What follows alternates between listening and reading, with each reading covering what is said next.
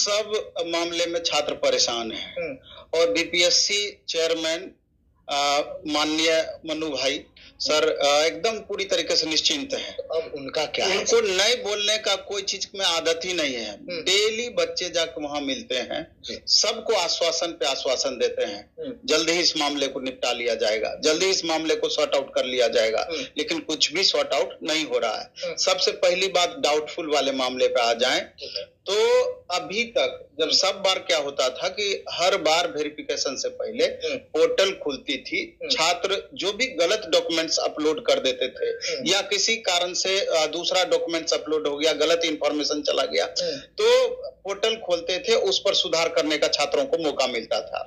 लेकिन अभी तक पूरी तरीके से बीपीएससी सोई हुई है। लेकिन छात्रों को हम ये बात कहना चाहते हैं कि ठीक है, 9 तारीख को आपका माननीय मुख्यमंत्री जी के समक्ष या अलग अलग जिले में नियुक्ति पत्र मिलेगी, ये बात तय है और मैक्सिमम छात्रों को भी मिलेगी। लेकिन अगर आप सही हैं, डाउटफुल में अगर आपको डाला भी गया है तो यकीन मानिए कि इसके तुरंत बाद आप लोग की भी बारी आएगी।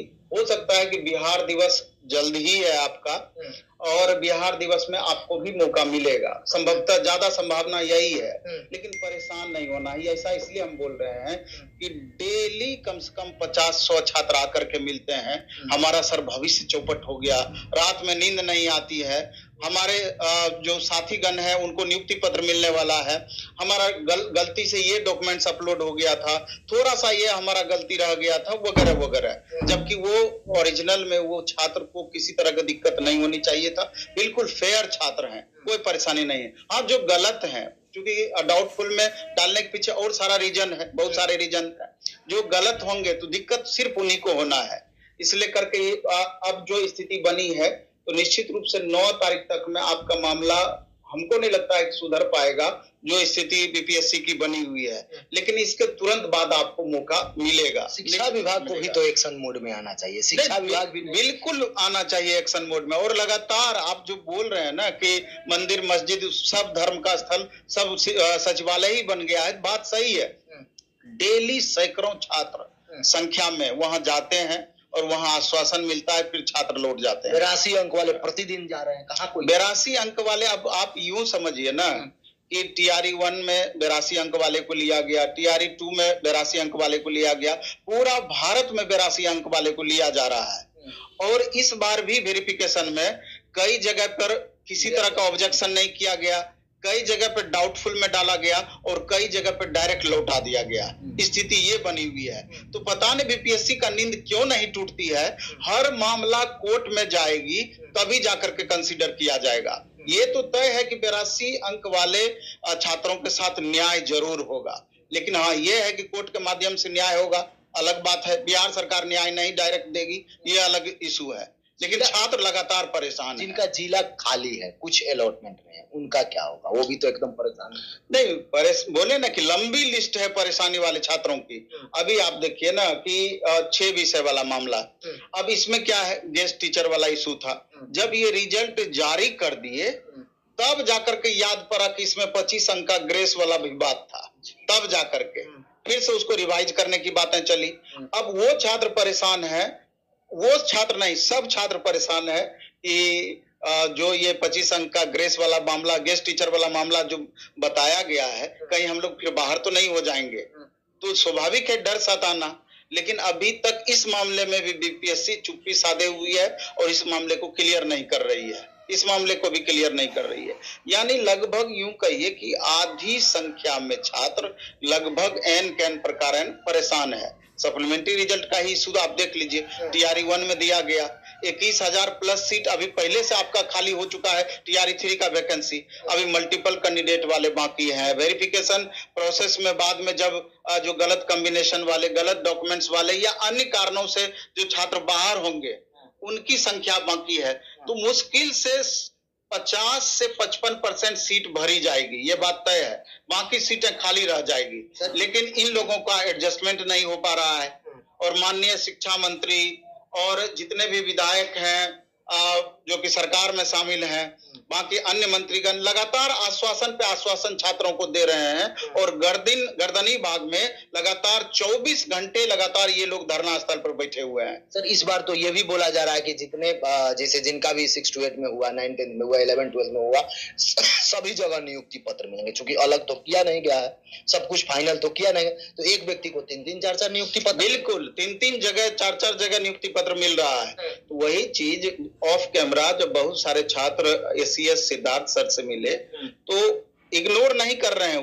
वो उनका कहना है कि जब सब छात्र को ज्वाइनिंग लेटर थमा दिया जाएगा, जब सब छात्र ज्वाइन कर लेंगे तो एक्चुअल डेटा मेरे पास आएगा कितनी सीटें, कितनी वैकेंसियां खाली रह गई, तब इस पर जाकर के हम विचार करेंगे सही तरीके से, तब जाकर के विचार करेंगे। मामला यहाँ पर अटका हुआ है, अब जाकर के देखना है कि आखिर ये मामला कब तक खिंचाएगा आगे। सर कई लोग ये प्रश्न कर रहे हैं कि उस दिन घोषणा होने वाला है, TRE 4 की घोषणा कर देंगे मंच से, क्योंकि पूरा तैयारी है, गांधी मैदान को तैयार किया जा रहा है, दुल्हन के जैसा सजाया जा रहा है और चुनावी वर्ष भी चल रहा है, तो मंच से केवल घोषणा करने से होगा कि अगर 87,000 वैकेंसी दिया गया, बाद में 83,000 हुआ और ज्वाइनिंग की बात करिएगा तो 35 से 40,000।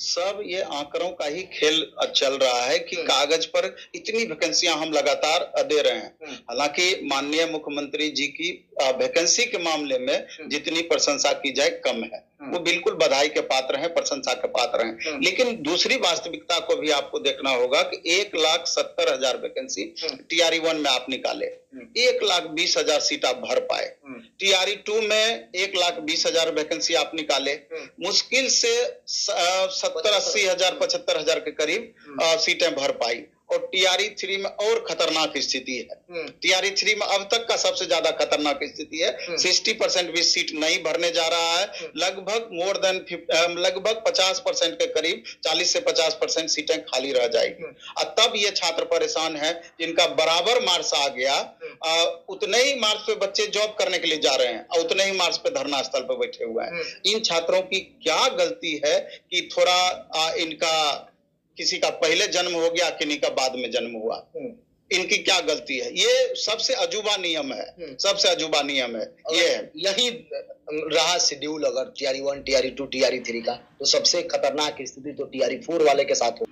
TRE 4 का तो हो सकता है कि आपका 9 तारीख को घोषणा कर दे, जो कि सर्वविदित है, सभी कोई जान रहे हैं कि TRE 4 आएगा ही आएगा।